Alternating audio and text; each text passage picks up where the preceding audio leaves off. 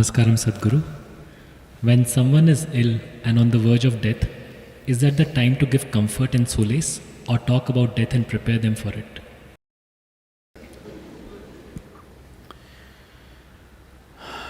See, when someone is ill, and if that someone has unfortunately never truly realized life is mortal and they have not prepared for it in any way within themselves, at that time you tell them you're going to die now, it's going to be terrible. Well, when someone becomes ill, in many ways, they become helpless. In that helplessness, they become like a little child or they become like little children. You love the child so much, there are two aspects to it. One is he or she is small and cute. Another is, they're helpless, you like it. Yes, yes. If you have a husband or a wife who is super efficient about everything they need, they can do it themselves, no, you will not like that person. You will need somebody who doesn't know how to find his socks. You will curse, but you like it because you know these are the controls you have over life. I've seen, women talking about, my husband cannot even find his toothbrush in the morning, but they're very proud of it. Because when he's so helpless, without me he cannot live. That's the thing. Because all relationships are need-based relationships, societies have evolved like this. So suddenly telling them you're going to die may not be a great idea. In this country, it was made a very significant thing, people have kind of all dissipated this fundamental wisdom. It was very important to have a son. Not because of gender discrimination, because the nature and the format of the society was such, if you had daughters, at a certain age they will go away. So even if they are 10 or 25 kilometers away from you, in a nearby village, well, she is either pregnant or she has a young child or she has responsibilities of that house that she's gone to, and 25 kilometers she has to walk and come, there is no transportation, so most probably if you're dying, she won't come. This is always the case. Once again, we've gone to the same place now because most people, their children are in some other country, in some other faraway place that they cannot come, or it's because of virus they cannot come. So because of this, having a son was very important because one fundamental duty which was very well established in this society, unfortunately forgotten today, is the moment a parent becomes to a place where the man gets married, the son gets married, the moment that happens, it is one of the duties of the son is to take the parents on yatra, to the pilgrim places. This is not tourism. This is to remind them that they are mortal, their time is rapidly coming, this is the time to invest in their inner well-being. Recently, there was one video which has gone viral around the country, a man carrying his old mother. You seen that video? Because this guy was very ill when he was young and everybody thought he will die. But his mother did not give up and she prayed to some god so intensely, and without any medication, this guy bounced back. So since then, he's been wanting to take his mother, which is her dream, to go to pilgrim places in the country. Now being a poor man, he didn't have money, he just put a bamboo thing, one side some things that he needs, clothes, this and that, another side his mother, and he's carrying her and walking from all the places to places wherever she had wished to go across the country, carrying his mother and another equal amount of load at the back and walking. This video has just gone crazy all over the country. Because this was the fundamental duty. Before they become incapable of walking and doing things, a son must take them to pilgrim places. Pilgrim places not for tourism purposes, but to remind them that they need to turn inward. Well, that is gone completely out of our thing. We are all thinking even if you're 70 or 80, you must be going to the cinema, you must be going to the party, you must be doing this, you must be doing that. Because this whole thing has come to us from the West, even if you're 80, you must behave like you're 18. Now also you must be on the dating app. Yes, they are, unfortunately. So, suddenly telling them may not be a good idea. This is something only you can judge based on an individual person. There is no common prescription, but it is important before they become ill, this must be brought forth to them. They should not go with this ignorance that they are going to live forever.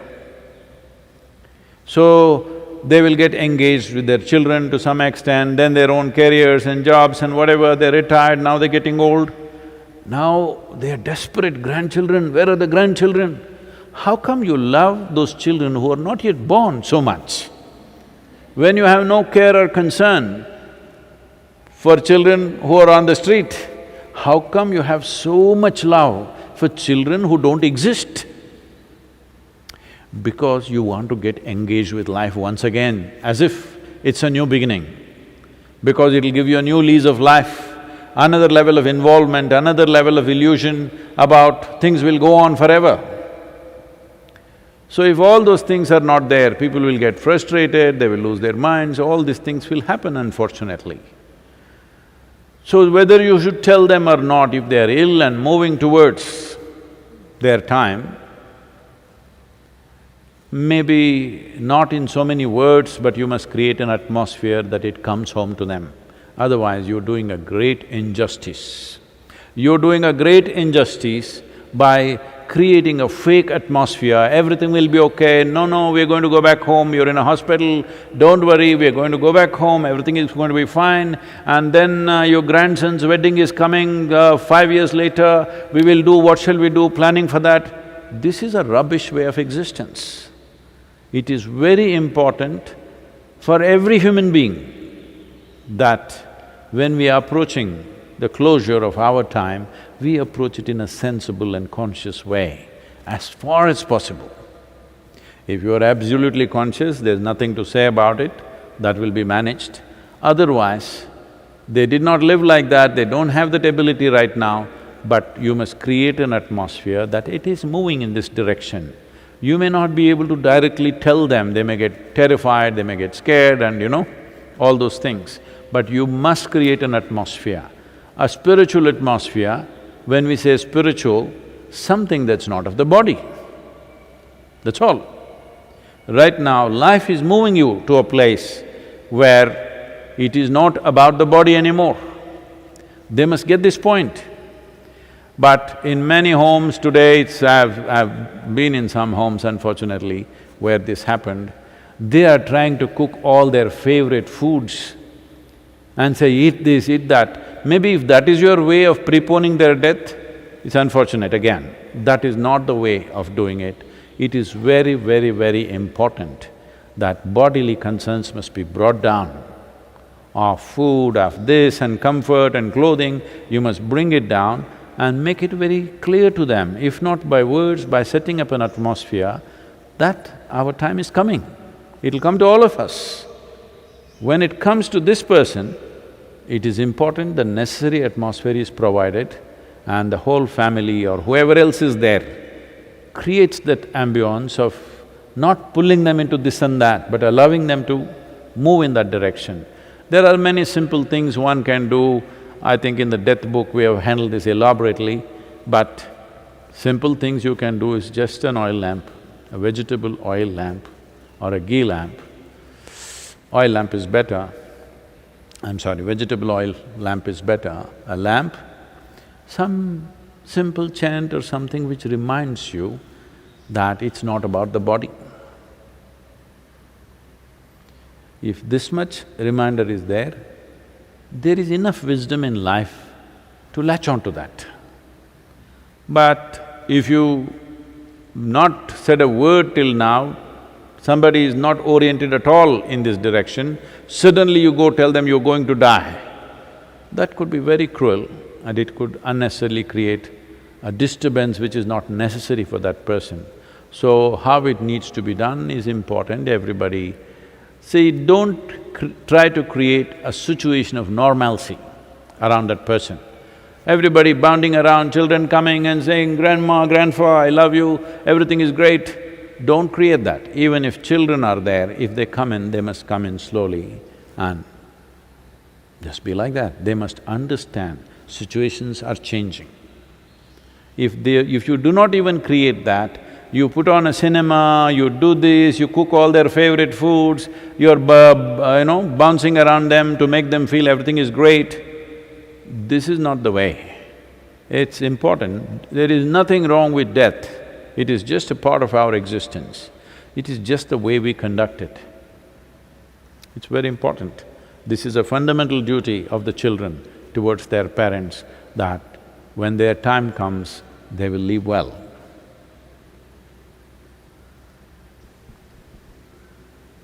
Simplest thing is, if you turn spiritual, initially they will resist, they will struggle, but after that, it's a natural intelligence of a human being.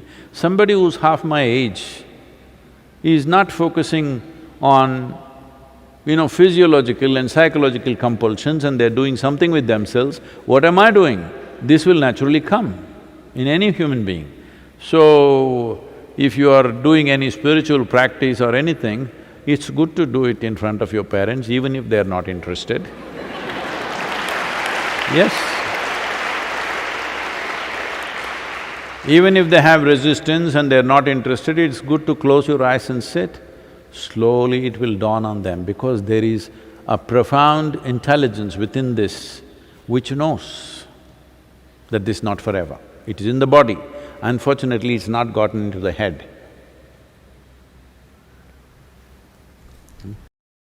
आदियोगिनं